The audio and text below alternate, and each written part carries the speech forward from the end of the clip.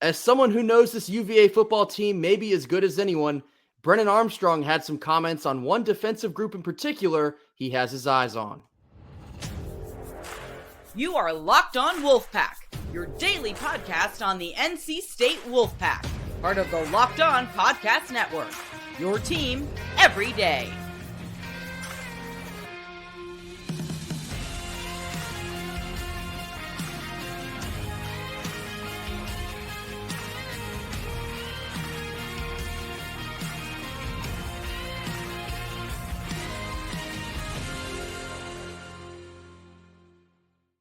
What's up, Wolfpack Nation? Welcome back to another episode of Locked On Wolfpack, free and available wherever you get your podcasts and on YouTube, part of the Locked On Podcast Network, your team every day. Today's episode is brought to you by Jase Medical.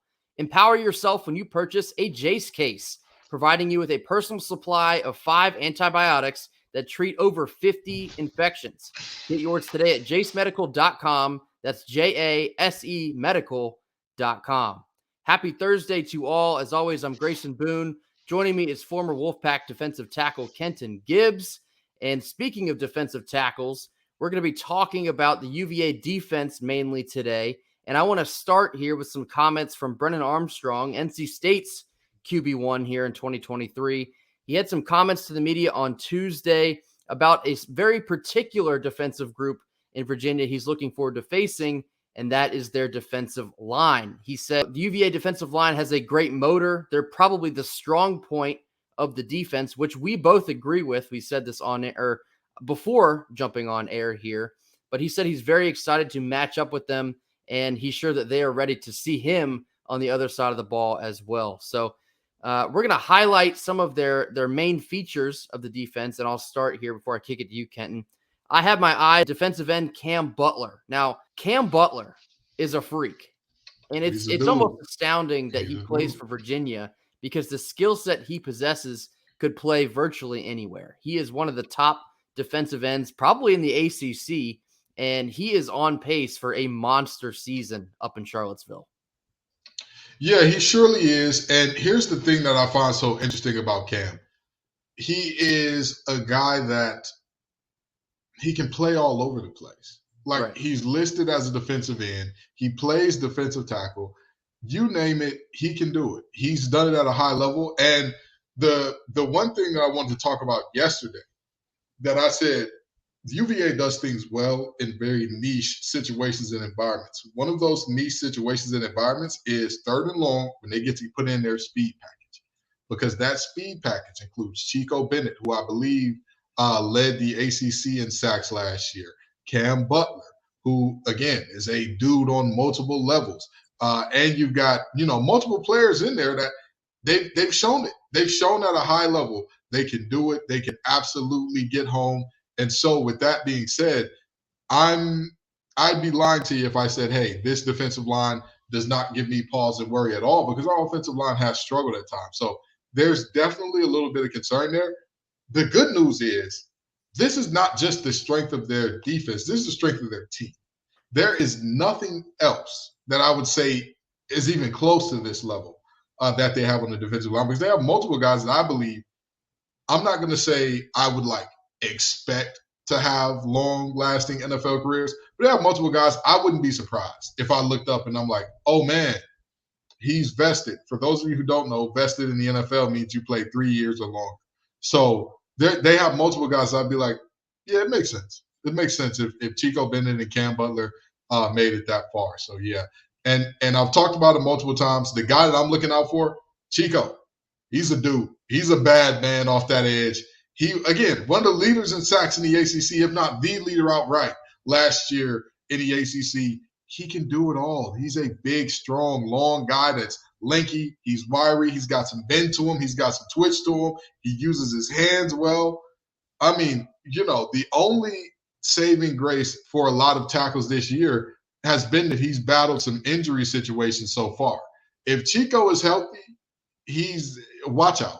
Just watch out. You're going to see 15 flying off the edge, knocking heads off left and right. But with that being said, I really and truly believe that he has been slowed down a little bit due to injury. And so our tackles may be able to do something with him in this game. Yeah, so this certainly poses an interesting challenge for our O-line, which has got increasingly better here as we've moved through game 1 all the way to game 3. Now, Brennan Armstrong has only been sacked 3 times, and that's 1 in each game so far. So certainly looking forward to continue that streak, if not putting up a 0 here in this game against UVA. But UVA certainly has the talent to potentially put some pressure on Armstrong. And I guess the inverse of Armstrong knowing the UVA defense is the UVA defense knows Armstrong. But not only do they know Armstrong, they know Robert Anae as well. So it is quite an interesting challenge. Something we've mentioned earlier in this week, Dylan McMahon, who went down with injury in the VMI game, did not return to that game, obviously more so probably precautionary than anything else. He has been listed as day-to-day by Coach Dorn. Now, me personally, I believe he probably will play, but it's going to be something to keep an eye on because if Lyndon Cooper has to shift over and take over the duties at center again, we could see a shakeup in the offensive line success, with some younger guys have answer the bell. Yeah, we've seen injuries kind of plague this offensive line, and I don't want to say plague loosely, so let me knock on wood here. But we've seen injuries kind of hit this offensive line already in terms of guys who were supposed to be in the 2 deep or starters be hurt already. And so adding Dylan McMahon to that list isn't easy. That isn't ideal. But next man up. At the end of the day, you're right. You don't want to have to see young guys in there, and you may have to accommodate for that in some ways. But the reality is you still have to show up and do your job. You're on scholarship too, regardless of if you're 18 or 17 or 25, like Rosner, or 31, like the kicker from Colorado State, or 55, like that one running back from South Carolina State. It doesn't matter. You're on scholarship. You got to do your job, brother. That's just all there is to it. It certainly will be a solid test for this O-line, not just facing an ACC defensive line, but a couple guys who are making some noise for themselves in the ACC in Butler and Faumui as well. But it'll be interesting to see what we do on the ground this week. Of course, UVA's had some struggles kind of containing the run game against a couple teams this far. Yeah, I 1,000% agree. Again, this is not like we need to fully put into perspective how bad this UVA defense has been at times. If we're looking at in terms of how they've stopped the run so far this year, that hasn't been great. That has not been something that they've just excelled at. They're allowing 4.9 yards per carry. Like, this is the reality of who this team is. This is not a team that I'm looking at saying, even when I look at their defensive line and how good they are all good when you get them in 3rd and long. I have repeated that multiple times for a reason. This is not a defensive line that I'm looking at like, oh man, there's no way you're going to find a crease. There's no way. No, the opportunities will be there. The opportunities to find a hole and show some skill will be there. It's upon us to open those holes, of course. But with that being said, this is not the most sound, most sturdy group in the world. I will say this. They are well coached and generally in good position. The problem is, and I hate to say this out loud because Lord knows this could come back to bite us, they do not have the talent. They do not have the manpower to, at a consistent level, stop the run and all that good stuff. Because I'll tell you this, their starters have looked fairly good stopping the run in multiple games. Against Tennessee, they looked good all the way up until the end of the second quarter, basically. But with that being said, the game is not 20 snaps defensively. It's generally somewhere between 60 and 70, if not more. So with that in mind, you've got to have depth, which they don't have. Their backups have objectively wet the bed. Their eye discipline has been terrible. Ability to shed blocks has been terrible. This NC State team has to take advantage. Yeah, in just a moment here, another portion that UVA's defense has struggled with is defending through the air. We're going to talk about their linebacking core and their secondary in just a moment after our sponsor. Our first sponsor of the day is Jase Medical. Everyone should be empowered to care for themselves and their loved ones during the unexpected. That's why Jase Medical offers the Jase Case. The Jase Case provides 5 life-saving antibiotics for emergency use and gives you peace of mind so you are not just hoping for access to medication in the middle of an emergency. Jase Medical makes sure you have the medication in hand. It's simple, and they handle everything from the online evaluation to licensed pharmacy medication delivery and ongoing consultation and care. So don't get caught unprepared. Save more than $360 by getting these life-saving antibiotics with Jase Medical. Plus, an additional $20 off using code LOCKEDON at checkout. That's jasemedical.com, Jase medical.com, using the promo code LOCKEDON, LOCKEDON. All right, now getting into UVA defending the pass. This is another area they've had some intense struggles with so far through 3 games here. I want to highlight 2 of their safeties. They are Jonas Sanker and Cohen King. Now, Jonas Sanker is the leading tackler for UVA over their last 2 weeks. Now, what does that tell you? It means the ball probably keeps finding the third level of their defense. That is not a good thing in this scenario. UVA gave up 342 yards through the air to Maryland, 228 through the air to James Madison, and 212 to Tennessee. Of course, I think that 212 against Tennessee could have been much higher if Tennessee didn't start running the ball there as that game waned on. Some of the most experience Virginia has in this defense is with these 2 safeties. Another one with Cohen King here. He's probably their most experienced defensive player. I believe he's a 6th-year defensive back, if I'm not mistaken. But he's another guy consistently at the top of their tackle sheet, consistently making the most difference amongst their defense, always flying around, making plays. The fact of the matter is they're struggling, I guess more so the corners than the safeties. They are struggling defending the pass. Yeah, and struggling to defend the pass may be a little bit of an understatement here in terms of, I mean, objectively speaking, right? This is one of, I want to say, a handful of Power 5 teams that don't have a single interception amongst anybody, not amongst the defensive backs, amongst anybody on the team. They have only generated 1 defensive turnover all year, and this is not a funny thing. This is not a joking, laughing matter. The only turnover they generated, the young man who recovered the fumble tore both of his patella tendons celebrating it. Like, this Virginia team is the definition of, if it weren't for bad luck, I wouldn't have any luck at all. So with that in mind, passing the ball on this team should not be a tall task.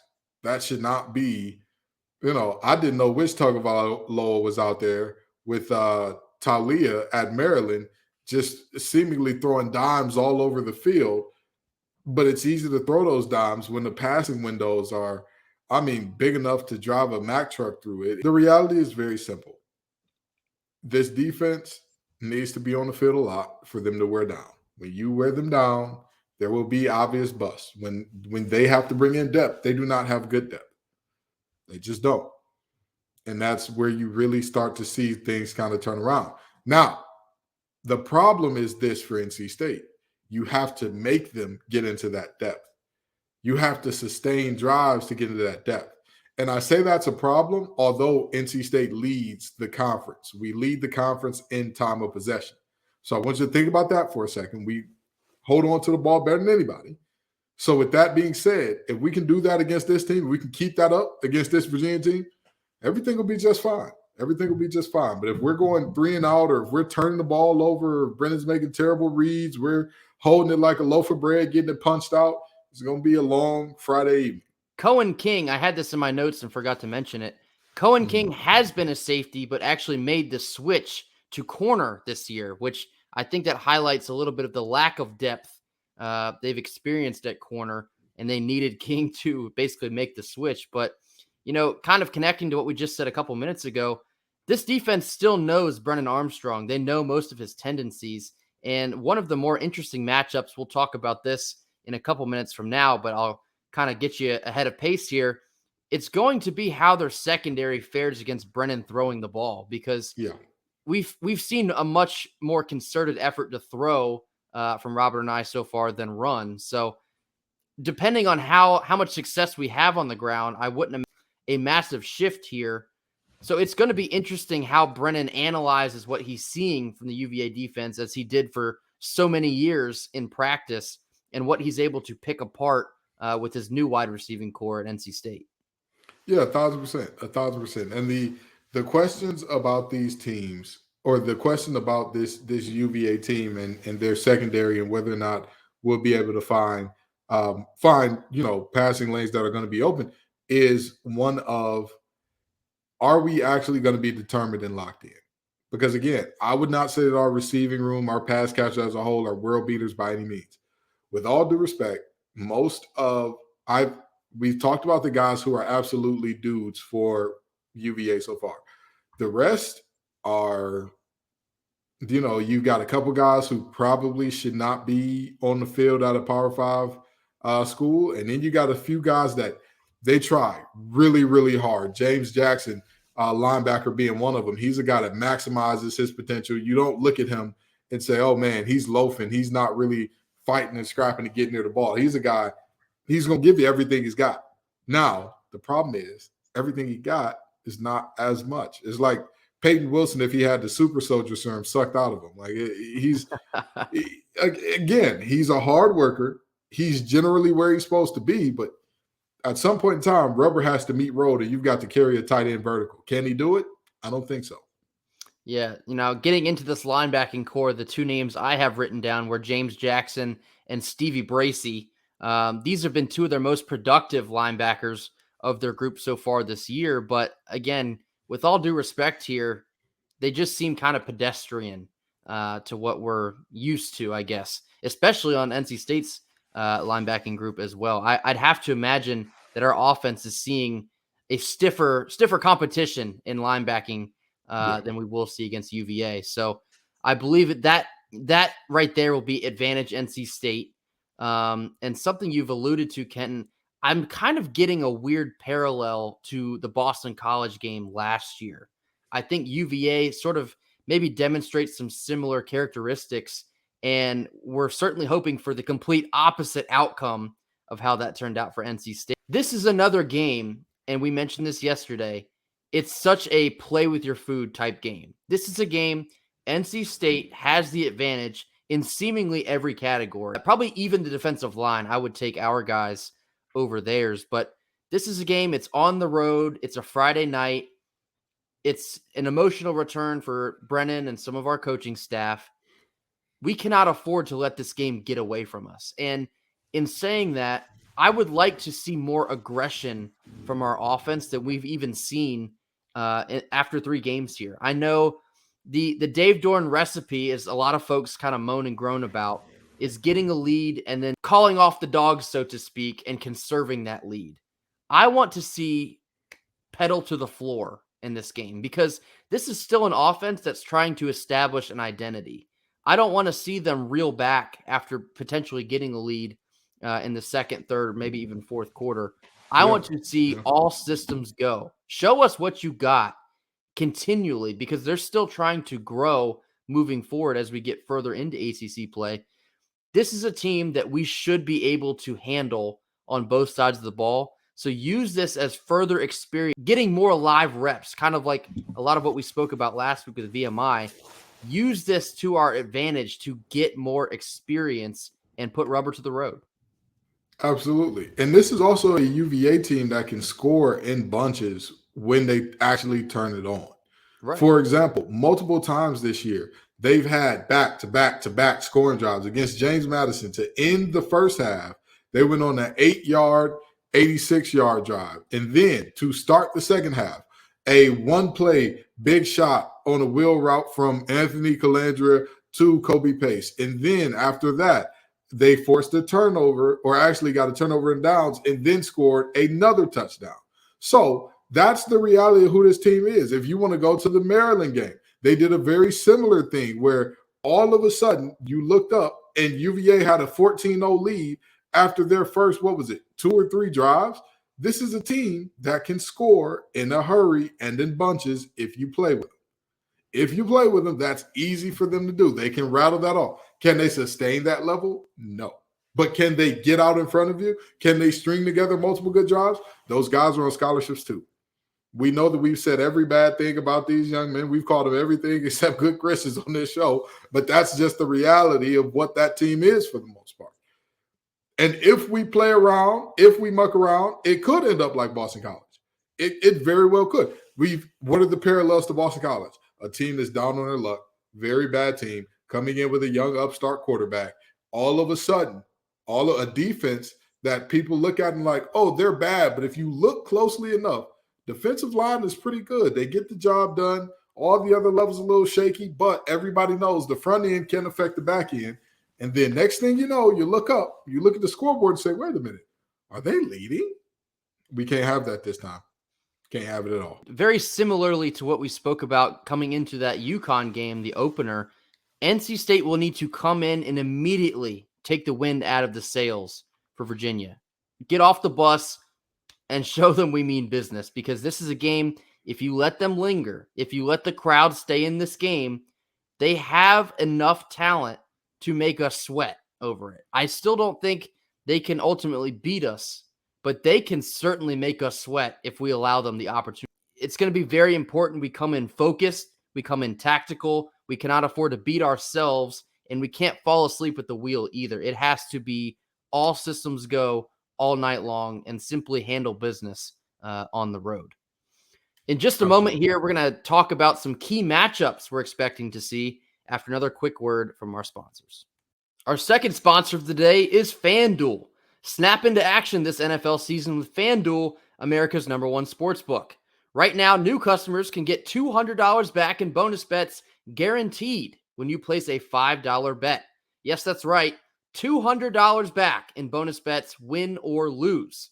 If you've been thinking about joining FanDuel, there's no better time to get in on the action. The app is super easy to use. There's a wide range of betting options, including spreads, player props, over-unders, and more. So visit FanDuel.com/lockedon and kick off the NFL season. FanDuel, the official partner of the NFL. College football season is here, and this season, Locked On is kicking up our coverage with Locked On College Football Kickoff Live every Friday. Locked On will go live from 11 a.m. to 1 p.m. Eastern on every Locked On College YouTube channel. College Football Kickoff Live will cover playoff implications, the conference rivalry games, and go in-depth like only Locked On can. This includes insight and analysis from our stable of Locked On College hosts covering their team every day.